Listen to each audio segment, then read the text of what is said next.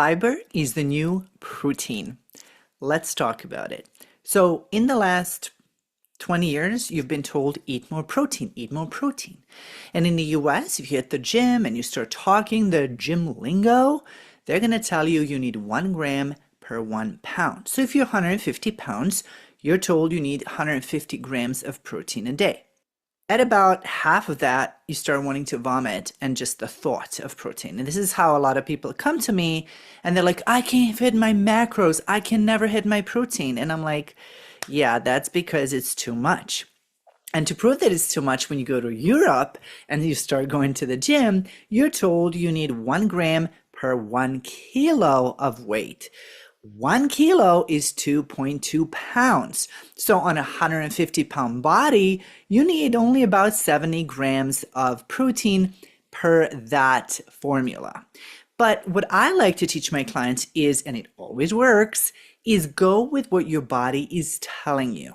When you clean up your palate and your body and you feed your gut bacteria the right stuff, which we're about to talk about, how to do that quickly and easily, you will be so much more in tune with what your body actually needs.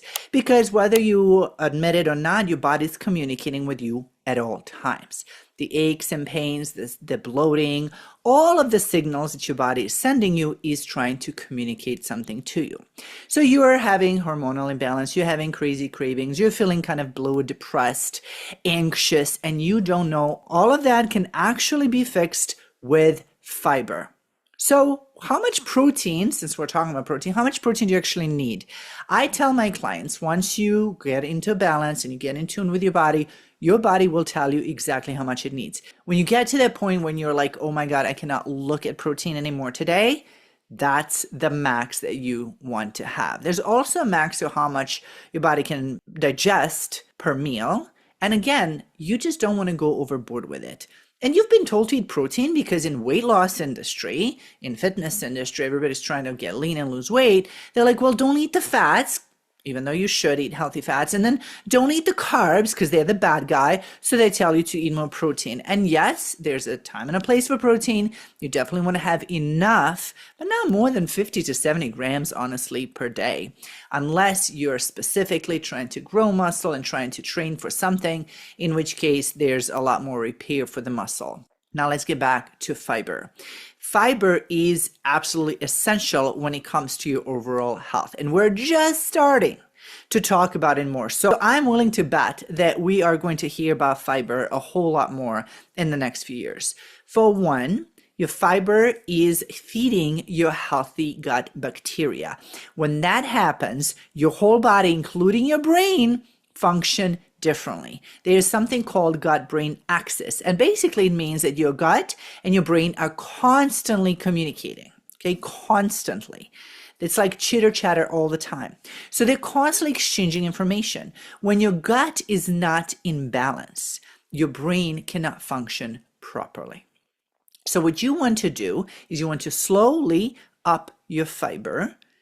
You can use things like chia seeds, ground flax seeds, psyllium husk, anything that's natural. Obviously, you want to eat veggies and fruits, especially things like berries.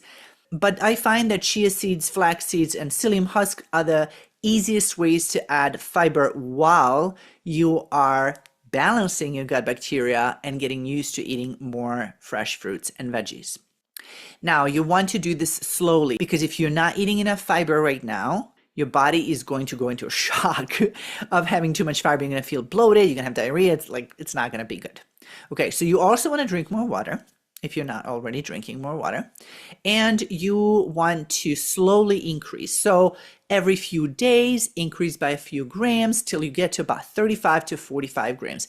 Ideally, you're at about 45 to 50 grams, but let's just start at 35 to 45, shall we? Fiber, by the way, is insoluble and soluble. Insoluble fiber takes everything from your gut and helps you eliminate the toxins, which you don't want sitting inside of you anyway. Like, who does that?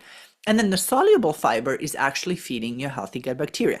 Now remember, serotonin, the happiness hormone, we get 70 to 80% of serotonin produced in our gut, not the brain, not any other gland, in our gut. So there you are, feeling depressed, feeling blue, feeling anxious, and you don't know all of this can be fixed with fiber because you're going to be feeding your healthy gut bacteria in your gut.